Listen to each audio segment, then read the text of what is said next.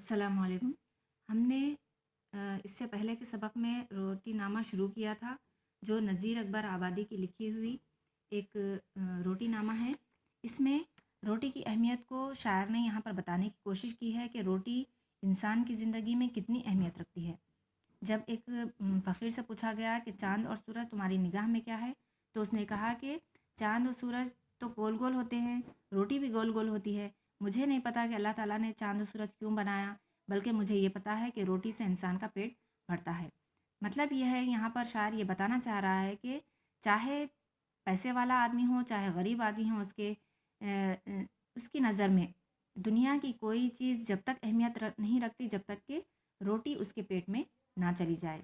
इससे पहले सबक में हमने यहाँ पर ये पैराग्राफ में पढ़ा था।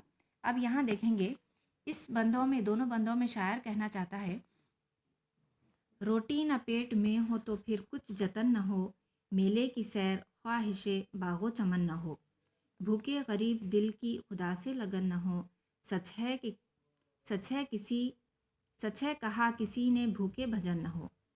अल्लाह की भी याद दिलाती है रोटियाँ, रोटी का अब अज़ल से हमारा तो है ख़मीर, रूखी भी रोटी हक़ में हमारे हैं शहद व शीर, या पतली हुए मोटी, ख़मीरी हो या फ़तीर, गेहूँ जवार बाजरा की जैसी हो नज़ीर, हमको तो सब तरह की खुश आती है रोटियाँ।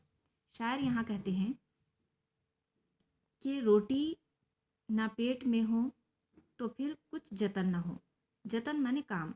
अगर पेट में रोटी ना हो तो इंसान को किसी काम में दिल नहीं लगता, जब तक कि उसके पेट में रोटी ना चली जाए, जब तक कि वो जो है ना खूब खाकर सैर ना हो जाए, यानी मस्त ना हो जाए, जब तक उसको किसी काम में दिल नहीं लगता। मेले की सैर ख्वाहिश बागो चमन ना हो। शायर यहाँ पर कहते हैं कि इंसान को अगर भूखे पेट अच्छे से अच्छे, खूबसूरत से खूबसूरत जो है ना मेले में या सैर को क्यों ना भेज दिया जाए, उसको वहाँ पर दिल नहीं लगता जब तक कि उसका पेट जो है ना भर दिया गया हो। मेले में चाहे हज़ारों किस्म की चीज़ें हों जो उसका दिल बहलाने वाली हों, तरह तरह के झूले हों, तरह तरह के वहाँ पर दुकानें हों, लेकिन उसका पेट जब तक ना भर दिया जाए, यानी जब तक वो खूब सैर होकर ना खा ले, जब तक कि ना उसको मेले में दिल लगेगा और ना ही बाग और चमन से उसकी आंखें सैर होंगी, जब तक कि वो रोटी ना खा ले। यहाँ पर रोटी की अहमियत को बताने की कोशिश की गई है। शायर कहते हैं, भूखे गरीब दिल की खुदा से लगन ना हो। जब तक कि इंसान रोटी ना खा ले, जब तक कि उसका पेट ना भर जाए, उसकी खुदा से लगन भी, लगन के माने हैं दिलचस्पी, इबादत में भी उसकी दिलचस्पी नहीं होती। ये हमको हमको भी यह बताया गया कि खूब पहले पेट भर कर खा लेना चाहिए, उसके बाद खुदा की इबादत में लगना चाहिए, नमाज़ पढ़नी चाहिए, ताकि नमाज के दौरान हमारा जो पेट है वो खाली ना हो और हमारा ख्याल जो है ना खाने की तरफ ना जाए, बल्कि पूरा दिल अल्लाह की याद में जब लगना चाहिए, तो उससे पहले हमको पेट भर के खा लेना चाहिए। यहाँ पर यह बताया गया कि खुदा की लगन भी जब तक पूरी नहीं होती, खुदा से इबादत भी जब तक मुकम्मल नहीं होती, जब तक कि इंसान जो है ना पेट भर कर ना खा ले। सच है कहा किसी ने कि भूखे भजन ना हो, तो भूखे जो है ना भजन भी नहीं होता। भजन जो है ना हिंदू लोग करते हैं, इस तरह जो है ना वो बजा कर या कुछ गा कर अपनी अक़ीदत का इजहार करते हैं।